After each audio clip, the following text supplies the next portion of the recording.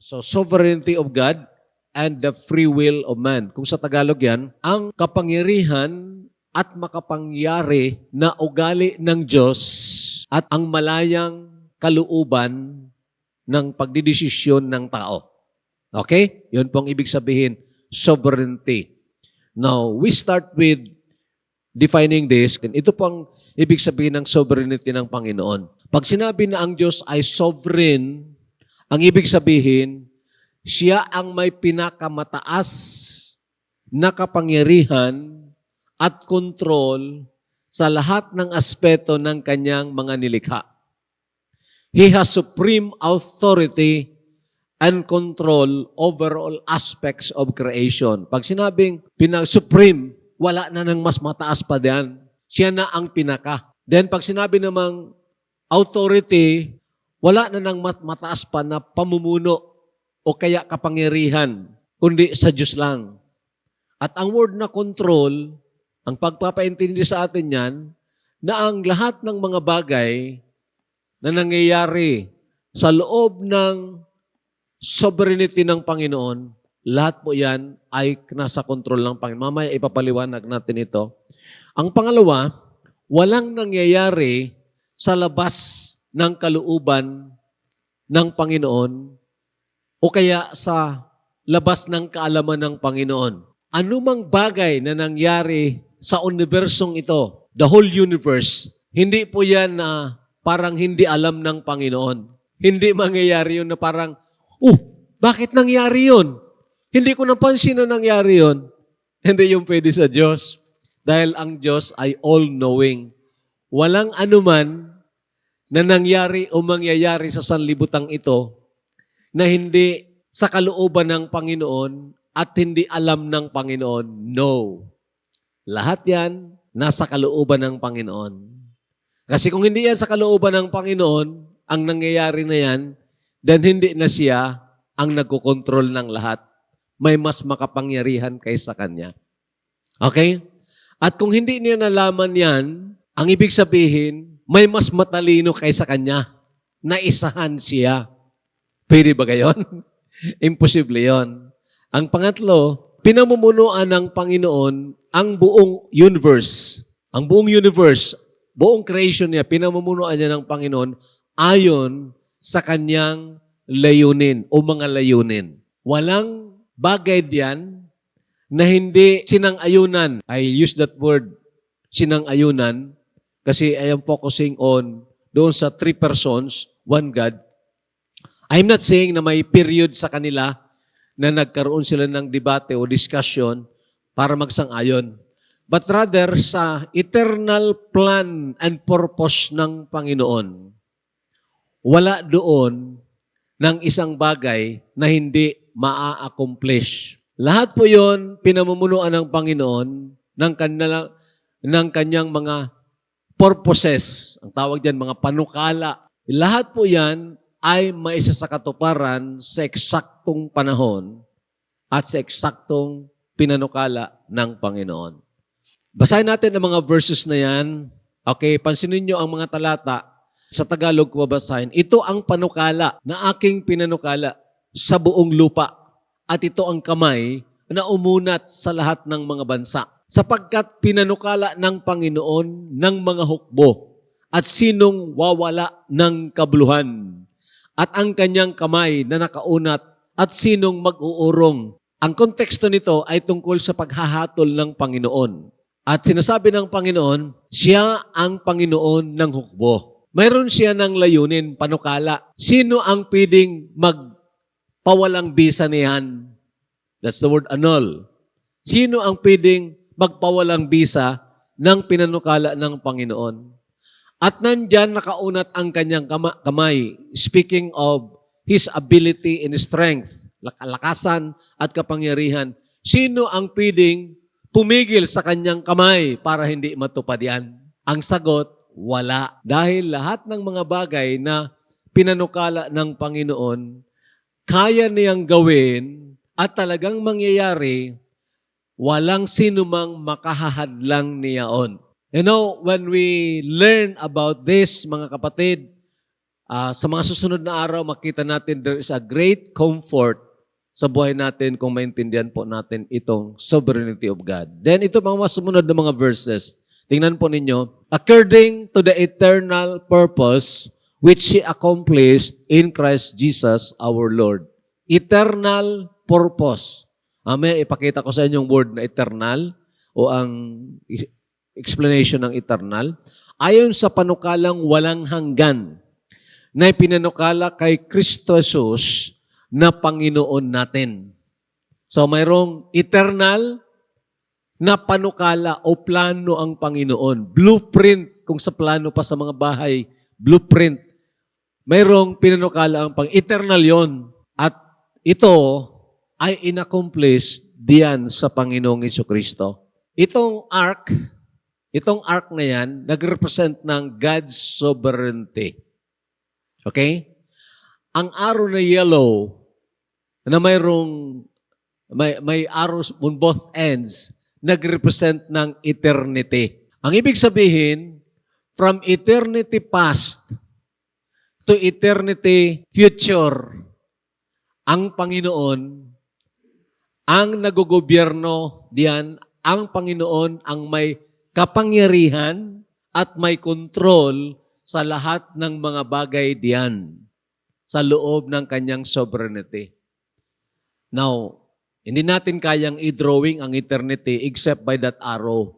Na ang ibig sabihin, walang pasimula, walang katapusan, God is in control and is governing over all these things. Now, tingnan nyo, spirit beings, ang mga hindi nakikita. Isabi ng salita ng Panginoon, lahat ng mga bagay, nakikita at hindi nakikita, lahat ito ay nilikha ng Panginoon para sa Kanya. Mamaya, babasahin natin yung verse. So, spirit beings, what are those? O who are those? Ito yung mga cherubims, seraphims, and then mga angels. So, hindi natin nakikita yan, pero nilikha ito ng Panginoon at ipinahayag sa Kanyang salita ang mga personages o beings ng mga tao, mga nilikha ng Panginoon. Okay? Yung mga cherubims, yung may 4 na mukha. Ang seraphims, yung may 6 na pakpak. Then, ang mga angels, wala naman talaga ng description sa angels kung may pakpak o wala. Oo. But then they were alluded na they fly. So, most likely may pakpak. So, 2 lang siguro. Okay. So, meaning, itong mga spirit beings na ito, nilikha ng Panginoon yan, at kontrolado ng Panginoon lahat iyan. Okay? And I tell you, mas nauna silang nilikha kaysa sanlibutan at mas nauna silang nilikha kaysa tao. So, that's why kung makita nyo sa Genesis chapter 3, nang magkasala si Adan at si Eva, nandoon na yon si Lucifer o si Satanas. Okay. Then people, ang mga tao diyan, ay under pa rin ng control ng Panginoon. Okay? People, mga tao, lahat ng klaseng tao, personal or singular na tao, or corporate na tao like bansa, lahat yan ay nasa ilalim ng sovereignty ng Panginoon. Spirit beings, tao, nations, events, ang mga pangyayari sa sanlibutan ito, sa buong universe, ang mga pangyayari sa lahat ng mga bansa sa earth na ito, sa sanlibutan ito, ang mga pangyayari sa pamilya mo, ang mga pangyayari personal sa buhay mo, lahat yan ay nasa ilalim ng sovereignty ng Panginoon. Under God's governing authority and control, at yan ay may layunin. Makinig ng maigi. May layunin yan ang Panginoon sa mga umibig sa Kanya, layunin for good. Sa mga ayaw sa Kanya, layunin for judgment. Okay, next time ipapaliwanag natin yon. So ito po, events, lahat ng pangyari. Kung Tingnan nyo ang pangyayari sa both biblical and extra-biblical na mga pangyayari. May mga bagay na parang magko-question tayo. Bakit nangyari yan? Bakit maraming mga bata, wala namang mga kasalanan yun, pinapatay ni Herodes? Bakit pinayagan yun ng Panginoon? May control ba ang Panginoon doon? O baka nakatali ang kanyang kamay at ang kanyang mga paa? Kaya nagawa ni Herodes yun.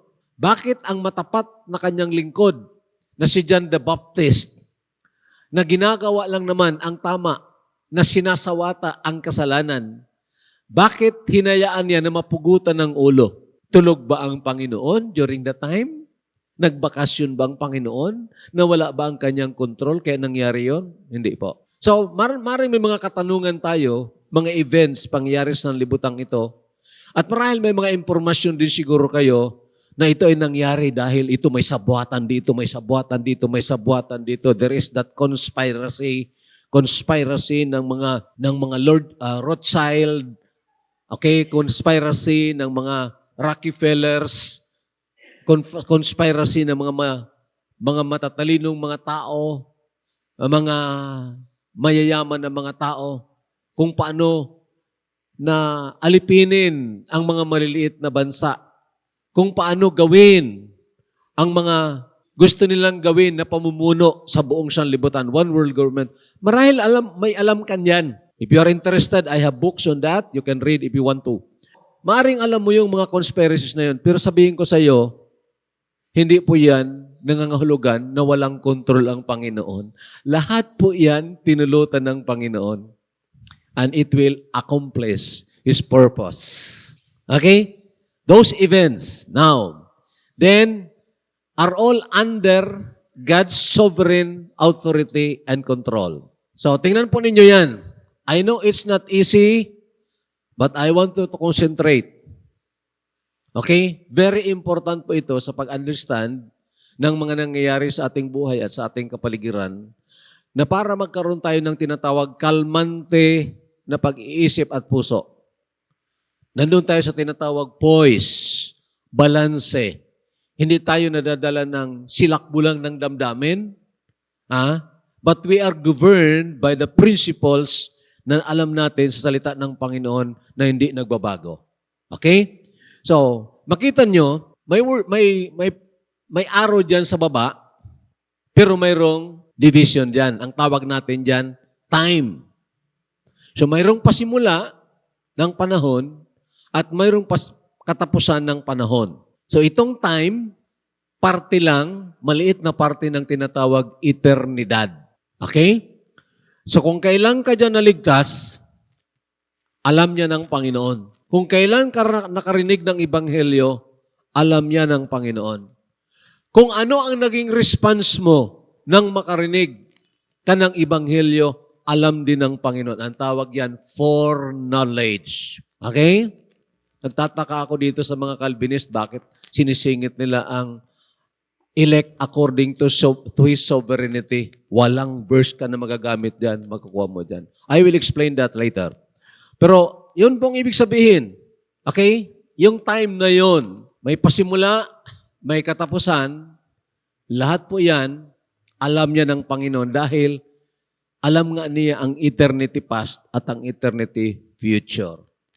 Okay? So that is just a comprehensive na summary ng pag-aaralan po natin. Okay, we go. Basic truths about God's creation. Mga kailangang maintindihan pa natin ito. Mga basic truths about God's creation. Intindihin po ninyo ito kasi lalo na doon sa mahilig makinig at magsiyasat, mag-usisa ng mga bagay-bagay. Ang lahat ng mga nilikha ng Panginoon ay nilikha para sa kanyang kaluwalhatian. Kung matagal na kayo nakikinig sa akin, palaging inuulit-ulit ko yan. That is, yan kasi very liberating na katotohanan sa buhay natin. Ibig sabihin, mapalaya ka. Mapalaya ka sa mga unnecessary na mga anxiety, kabalisahan. Mapalaya ka if you know that everything, lahat yan, nilikha ng Panginoon for His glory. And then magkaroon din tayo ng mata. Makinig ng maigi. Magkaroon tayo ng mata, okay, na makakakita sa likod ng physical reality. Ang tawag diyan sa philosophy, metaphysics. Okay? Magkaroon tayo. Meaning, pagtingin mo sa isang bulaklak, ito, tingin ako sa isang bulaklak, wow, ang ganda nito. Pero kung may mata ako, beyond the physical reality, masabi ko, tika muna, may mas maganda pa dyan. Ang gumawa niyan. Okay? Yun ang ibig sabihin, all were created for His glory. So, maiiwasan natin ang paging self-centered. Makakaiwas tayo doon sa, ang tingin natin parang tayo ang bida. Ang makikita natin na mayroong purpose ang Panginoon sa lahat ng kanyang mga nilikha at ang purpose na yan ay para sa kanyang kaluwalhatian. Kaya nga kung minsan nagtatanong ako sa inyo, bakit nilikha ng Panginoon ang mga isda? Karamihan na sagot. In fact, when I called sa conference ng mga pastor, nang magtanong ako niyan, ang sagot, para may makain tayo. Pero ang follow-up ko na question, bakit kinulayan pa niya kung para lang may makain tayo? Di ba? Ang sagot kasi na yon, na parang mas mahalaga tayo kaysa Diyos. Kaya nilikha ng Panginoon ang lahat para sa atin. No verse. Wala kang verse na makikita na may nilikha ang Panginoon para sa iyo at para sa akin. All things were made by Him and for Him. Sabi ko, mapagpalaya ito. Mapalaya ka nito sa self-centeredness. So all were created for His glory. So titingnan mo, kahit na yung mga simple illustrations niyan, paano mo mag-glorify ang Panginoon? Paano mo maluwalhati ang Panginoon kahit na sa pagkain at pag-inom? Pag-inom ng tubig ha, hindi pag-inom ng alak. Paano mo mag-glorify? Paano mo mamaluwalhati ang Panginoon? Kasi pag natikman mo ang masarap na pagkain, dahil sa taste buds na inilagay ng Panginoon dyan sa'yo, then ang iisipin mo, ang sarap ng pagkain na ito, pero may masarap pa sa pagkain. Ang nagbigay ng pagkain. So, pupunta ka doon sa pinagmulan ng lahat ng mga bagay na nilikha ang lahat ng bagay for His glory. Okay? So, ang pangalawa, only spirit beings and mankind have free will. I'll explain this.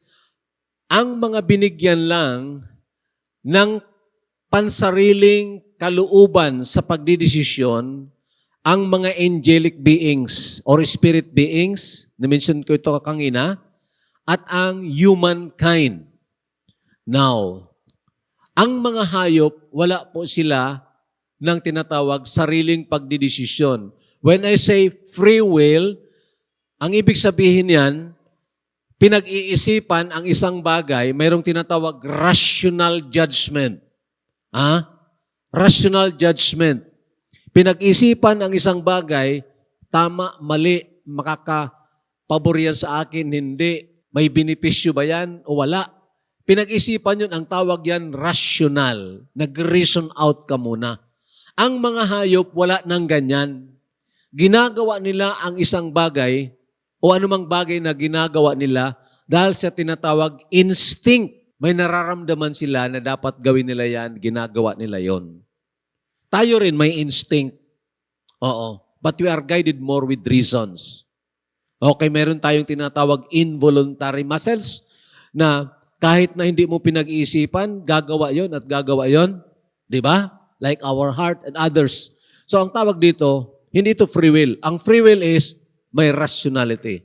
Malalim po ito, pero I beg of you to listen carefully and later on maintindihan po natin ito.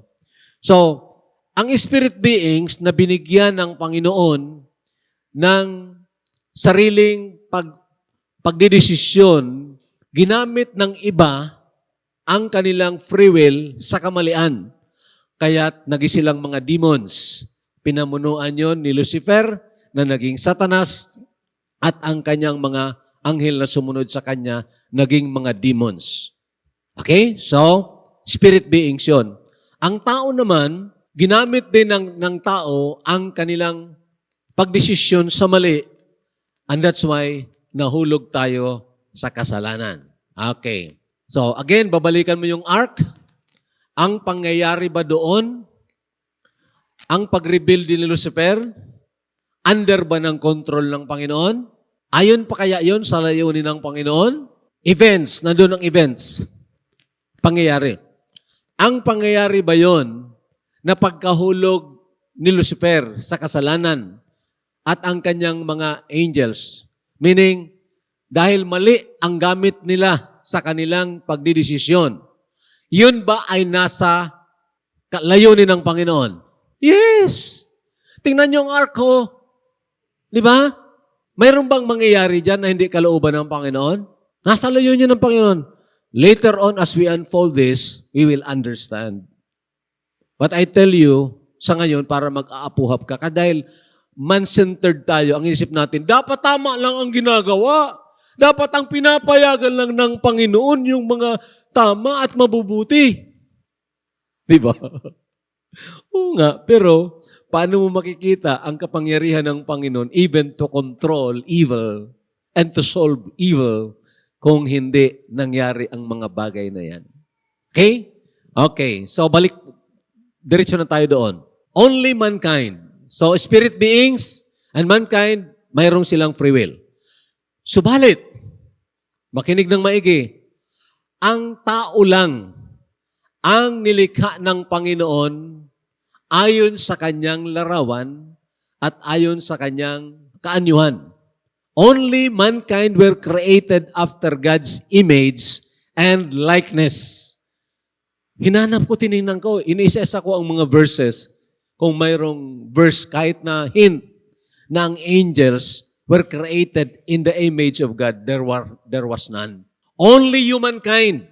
Kaya nga, makinig ng maigi, kaya nga, nang magkasala ang mga anghel, walang plan of redemption sa anghel. Tama? Nang magkasala sila, there was no plan na makabalik sila sa Panginoon. Pero ang tao, there is a plan of redemption, pero may responsibility ang tao, repentance.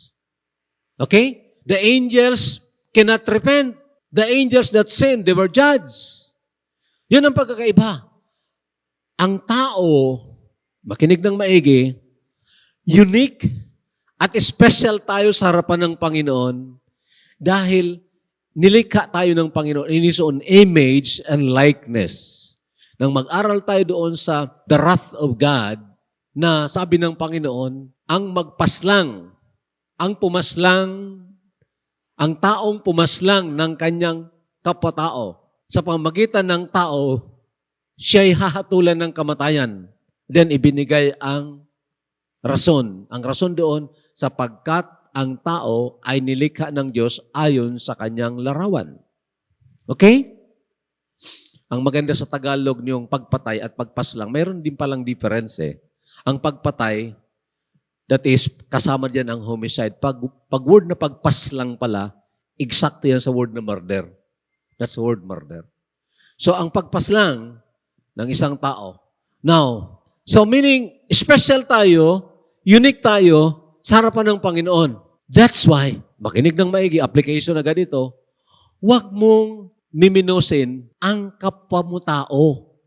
Kahit na magaling ka sa kanya, wala siyang pinag-aralan, ikaw mataas ang pinag-aralan, marami kang pera, siya, nagdarahop siya, talagang hirap na hirap siya, huwag mo siyang hahamakin.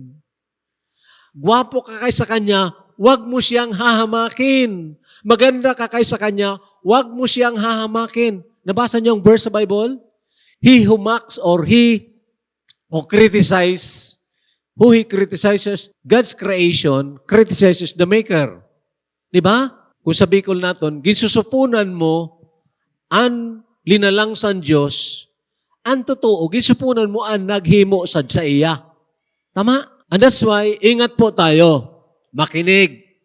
Ingat po tayo na parang titingnan natin ang sarili, mas magaling tayo sa iba dahil nakaangat tayo at ang iba hindi nakaangat. Kaya pwede lang natin apak-apakan. Ingat kayo dyan because God hates that kind of sin. Ito na po, Isaiah 43:7, mga verses po ito proving those theses. Oh, sige. Everyone who is called by my name, whom I have created for my glory. I have formed him. Yes, I have made him. Particular yan sa bansang Israel, particular sa mga tao, overarching sa lahat ng nilikha ng Panginoon, kasama na itong sabi ko sa inyo mga bulaklak, nilikha ng Panginoon for His glory. Para hangaan siya. Na pag nakita natin ang kagandahan ng mga nilikha ng Panginoon, huwag kang titigil diyan. Huwag kang titigil yan. Gamitin mo ang mata ng iyong puso. Ang mata ng iyong puso na nagsasabi, ang ganda niyan. Pero may mas maganda pa dyan. Ang Diyos na lumikha. Diretso tayo. Colossians 1:16. Ito na kinasabi ko sa inyo. For by Him, all things were created that are in heaven and that are on earth, visible and invisible, whether thrones or dominions or principalities or powers, all things were created through Him and for Him. Huwag niyong papalitan yung Him dyan ng for us, ha? That God created all things for us. No. For Him. Lahat ng bagay yan, maliit o malaki, nakikita o hindi nakikita, lahat ng bagay yan, nilikha yan ng Panginoon para sa Kanya. So nandyan po ang layunin ng Panginoon na siya ay luwalhatiin. Nandyan po ang layunin ng Panginoon na ang lahat ng mga bagay, nakikita o hindi nakikita, balang araw, kikilalanin nila ang Panginoon na ito ang Diyos na lumikha, ito ang dapat hangaan, ito ang dapat sambahin, wala nang iba. And that speaks of the governance or supreme authority and control ng Panginoon sa lahat ng bagay. Tagalog, ito pang Tagalog. Sapagkat sa Kanya nilalang ang lahat ng mga bagay sa sangkalangitan at sa sangkalupaan, ng mga bagay na nakikita at mga bagay na di nakikita, maging mga luklukan o mga pagsakop o mga pamumuno o mga kapangyarihan, lahat ng mga bagay ay nilalang sa pamagitan niya at ukol sa Kanya. Ito naman, nagpapaintindi na ang tao ay nilikha ayon sa image ng Panginoon. So God created man in His own image. In the image of God, He created him, male and female, He created them. Maliwanag po yan. Tao lang or humankind lang ang nilikha ng Panginoon ayon sa Kanyang larawan at ayon sa Kanyang imahen. Ang anghel ay hindi.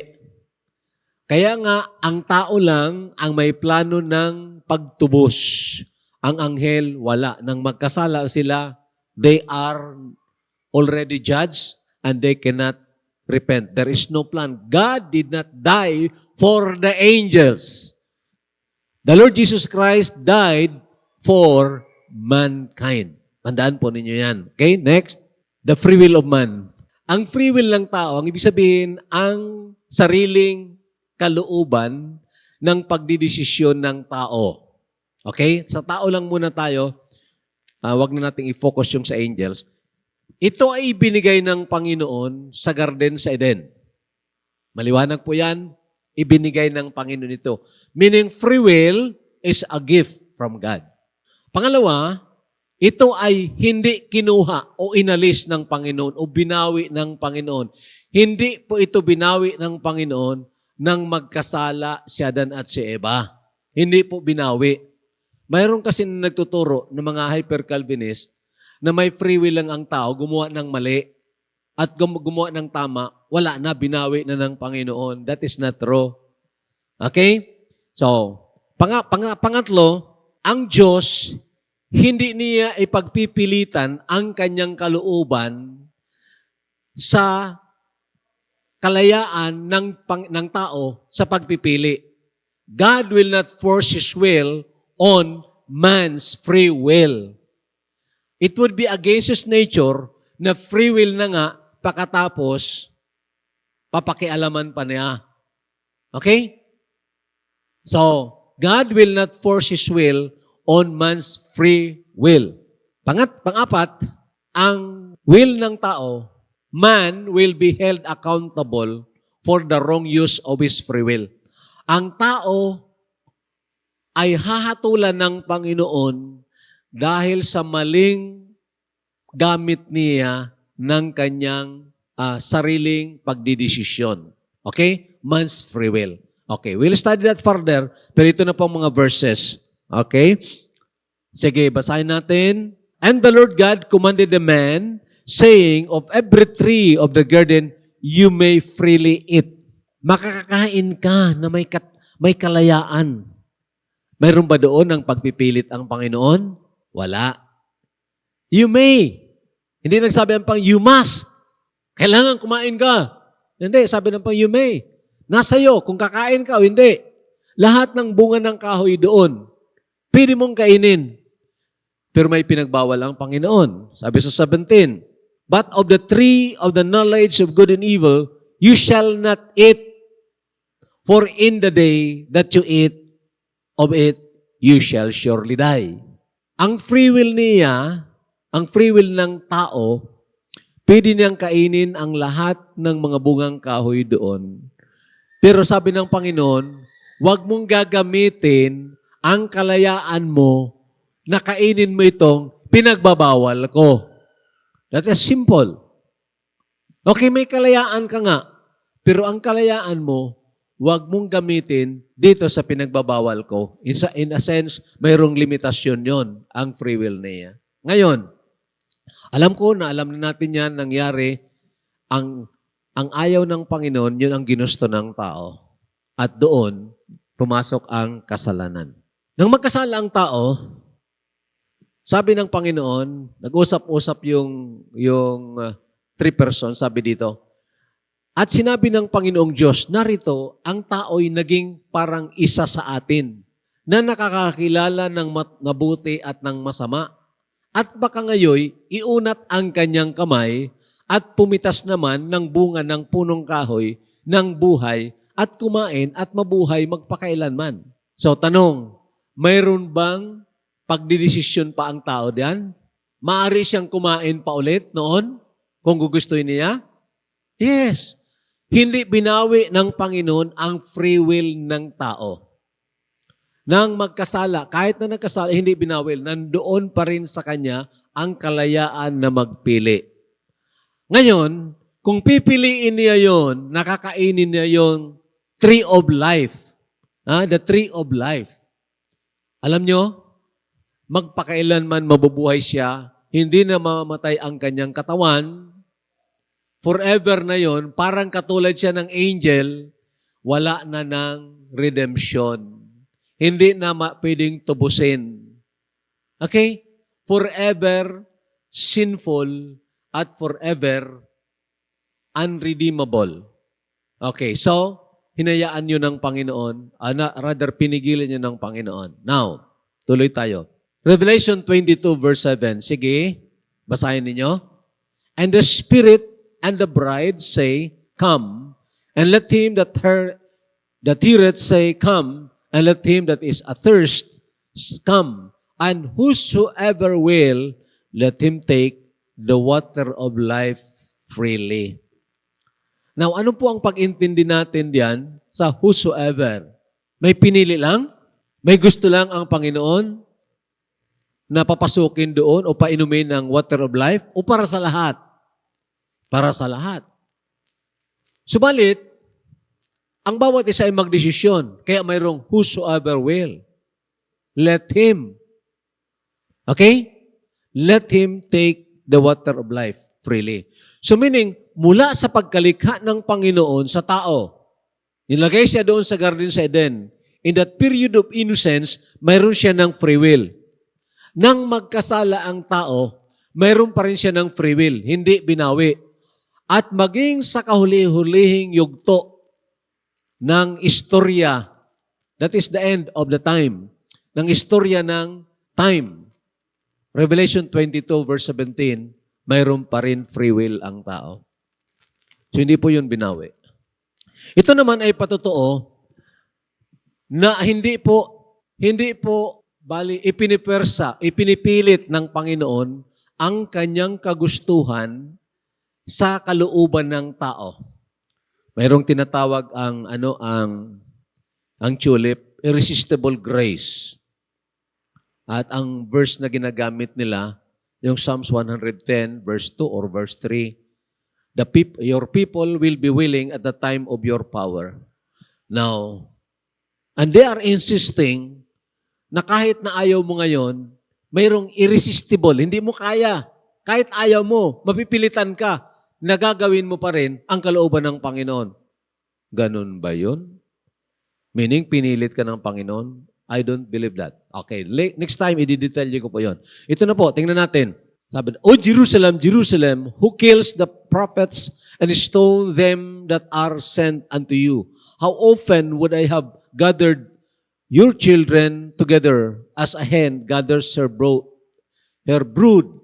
under her wings, and you would not. Sabi ng Panginoon, Jerusalem, Jerusalem. Of course, he's not literally speaking of the geographical Jerusalem, but he was speaking of the people of Jerusalem. Nasabi niya, kayo na nagpapatay ng mga propeta, kayo na nagbabato noong mga inutusan sa inyo para pangaralan kayo.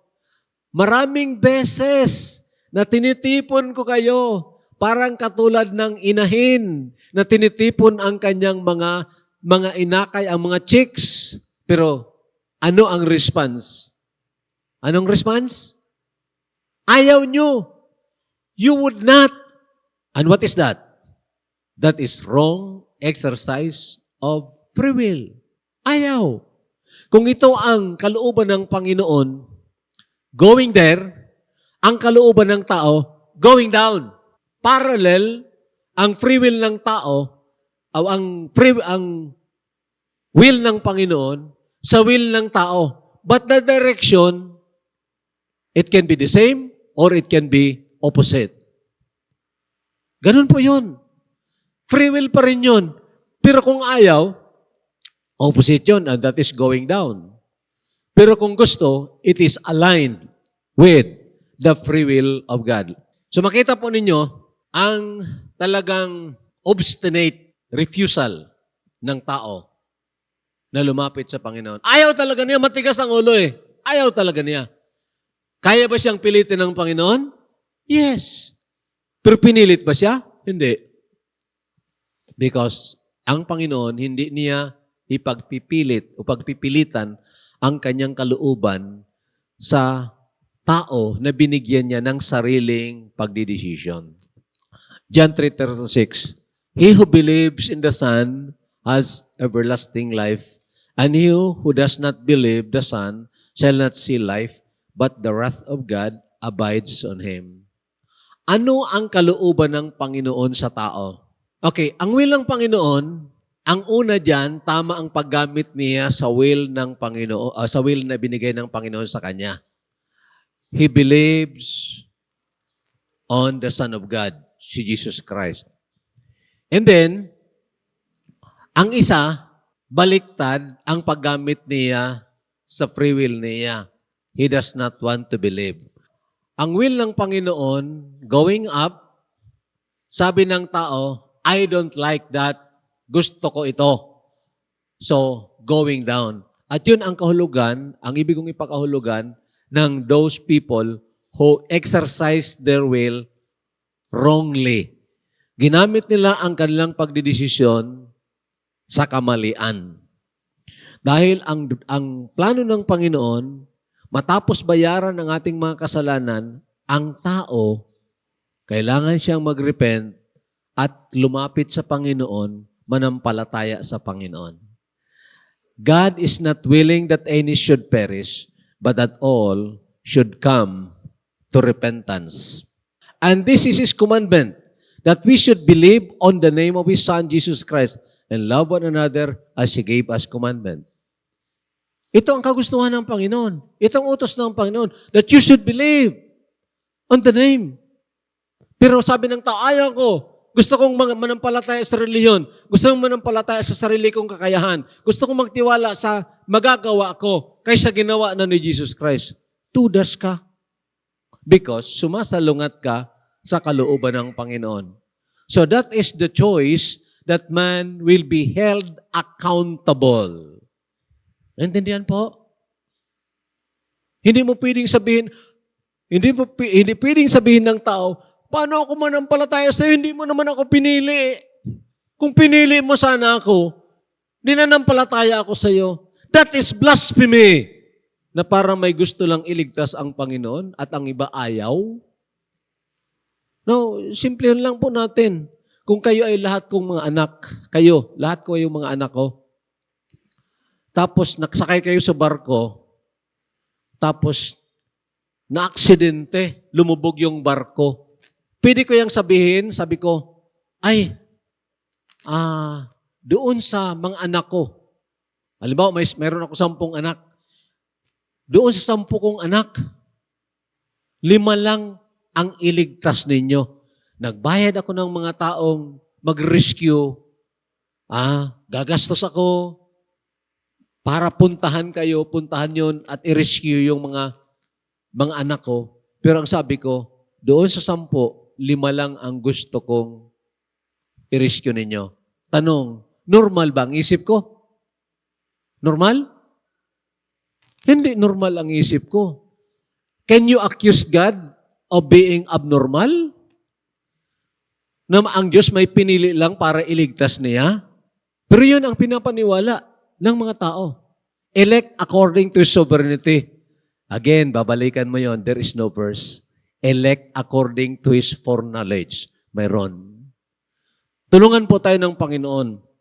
There should not be a controversy kung babalikan nga po natin ang salita ng Diyos because the Word of God, hindi po tayo lulukohin, hindi po tayo dadayaan at hindi kailanman magkakamali.